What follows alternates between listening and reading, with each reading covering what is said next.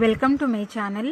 ఈరోజు అమ్మ వంటల రుచిలో రుచికరమైన సామల డోక్లా ఏ విధంగా తయారు చేయాలో చూద్దాం.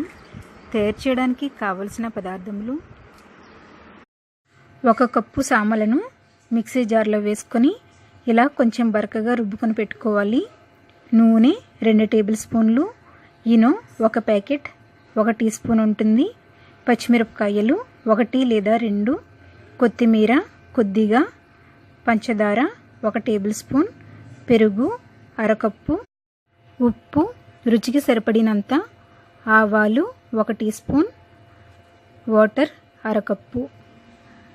ముందుగా ఒక బౌల్లో సామలను మిక్సీ జార్లో కొంచెం బరకగా గ్రైండ్ చేసుకున్నటువంటి పిండిని ఒక బౌల్లో వేసుకొని తగినంత ఉప్పు, పెరుగు వేసుకొని వాటర్ వేసుకొని ఇది అంతా బాగా కలుపుకోవాలి.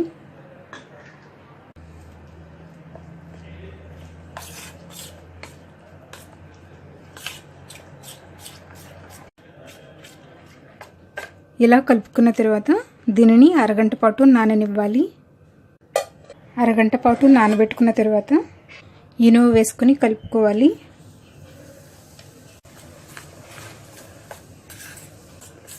ఇలా దోసల పిండిలో కలుపుకున్న తర్వాత ఒక గిన్నెకు కొద్దిగా నూనె రాసుకోవాలి.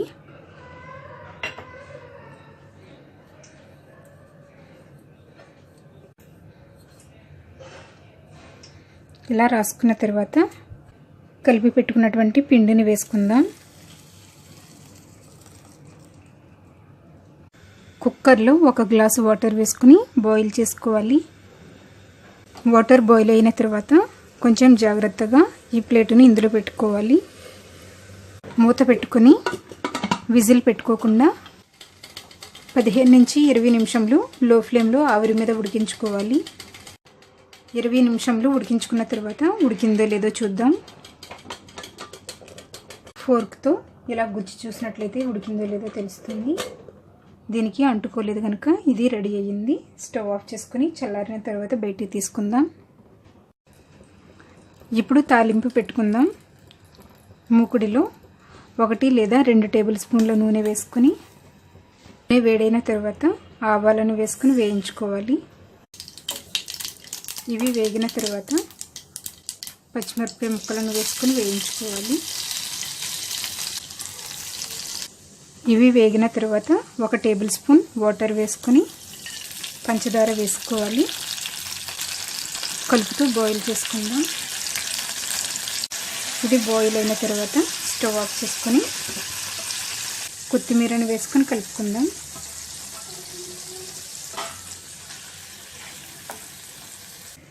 ఇది చల్లారిన తర్వాత అంచులను లూజ్ చేసుకోవాలి.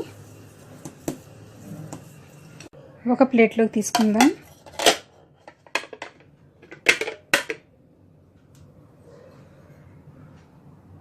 తయారు చేసుకున్నటువంటి తాలింపును పైన వేసుకుందాం.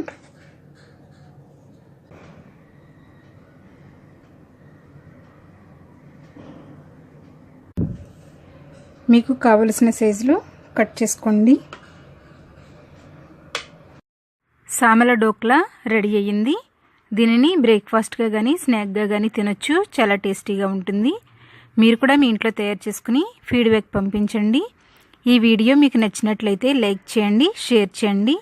మరిన్ని వంటల కోసం నా ఛానల్ని సబ్స్క్రైబ్ చేసుకోండి. Thank you for watching.